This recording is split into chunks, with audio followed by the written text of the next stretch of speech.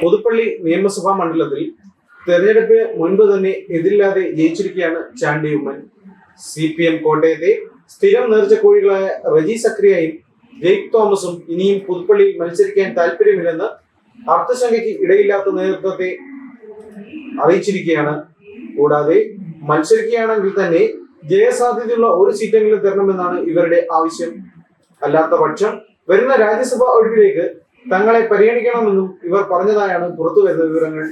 കൂടാതെ കോട്ടയം ജില്ലയുടെ ഒരു പൊതു ചിത്രമെടുത്താൽ UDFിനാണ് ഇക്കുറി മേൽക്കൈ ലഭിക്കുക. കോട്ടയം നിയമസഭാ മണ്ഡലം തിരുവഞ്ചൂർ രാധാകൃഷ്ണൻ നിലനിർത്തും. ഇവിടെ അദ്ദേഹത്തിന് എതിരായി മത്സരിക്കുന്ന അനിൽകുമാർ കഴിഞ്ഞ വർഷത്തെ അപേക്ഷിച്ച് എത്ര വോട്ട് കൂടുതൽ നേടാൻ കഴിയും എന്നത് മാത്രമാണ് CPM ജില്ലാ ഘടകം പ്രതീക്ഷിക്കുന്നത്. സഹകരണ ദേവസ്വം മന്ത്രി VN വാസവന്റെ മണ്ഡലമായ ഏറ്റുമാനൂരിൽ കാരണം ഈഴവർക്ക് കൂടുതൽ സ്വാധീനമുള്ളതും കാലങ്ങളായി CPMന് അനുകൂലമായി നിൽക്കുന്ന കുമരകം ഉൾപ്പെടെയുള്ള പഞ്ചായത്തുകൾ ഇന്ന് UDF ആണ് ഭരിക്കുന്നത്. ഏറ്റുമാനൂർ മണ്ഡലത്തിൽ UDF കണ്ടുവച്ചിരിക്കുന്നത് കോട്ടയം കോൺഗ്രസ് DCC പ്രസിഡന്റായ നാട്ടകം സുരേഷിനെയാണ്. അദ്ദേഹത്തിനാകട്ടെ കുമരകം തിരുവാർന്ന മേഖലകളിൽ വമ്പൻ സ്വാധീനമുള്ളതായാണ് വിലയിരുത്തപ്പെടുന്നത്. പാലായിൽ നിലവിലെ MLA മാണി സി കാപ്പനാണ് ജയസാധ്യത. കാരണം LDFിനകത്ത് തന്നെ ജോസ് കെ മാണിക്കെതിരായ വികാരം ശക്തമാണ്. ഇനിയും 4.5 വർഷം രാജ്യസഭാ സീറ്റ് നിലനിൽക്കെയാണ് അത് രാജിവെച്ച് സംസ്ഥാനത്ത് മന്ത്രിയാകാൻ ജോസ് കെ മാണി ശ്രമിക്കുന്നതെന്ന വികാരമാണ് അണികൾക്കിടയിലുള്ളത്.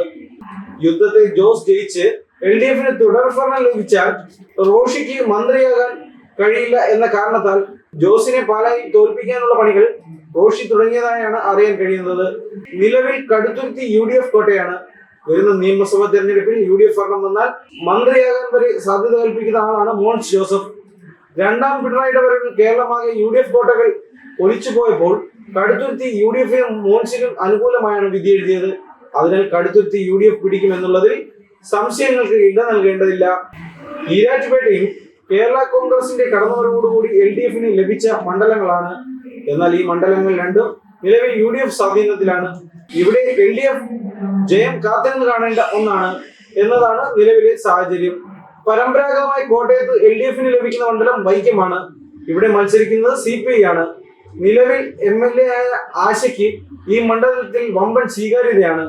സംവരണ മണ്ഡലമായ ഇവിടെ സണ്ണി M കബിക്കാടിന് സീറ്റ് നൽകുമെന്നാണ് അറിയാൻ കഴിഞ്ഞത്. എന്നാൽ തികഞ്ഞ അംബേദ്കറിസ്റ്റായ ഇദ്ദേഹത്തിന്റെ പല സ്ഥാപനങ്ങളും കോൺഗ്രസിനും ഗാന്ധിക്കും എതിരായതിനാൽ അദ്ദേഹത്തിന്റെ സ്ഥാനാർത്ഥിത്വത്തിന് കോൺഗ്രസിനകത്ത് തന്നെ എതിർപ്പ് ഉയരുന്ന സാഹചര്യമാണ് നിലവിലുള്ളത്.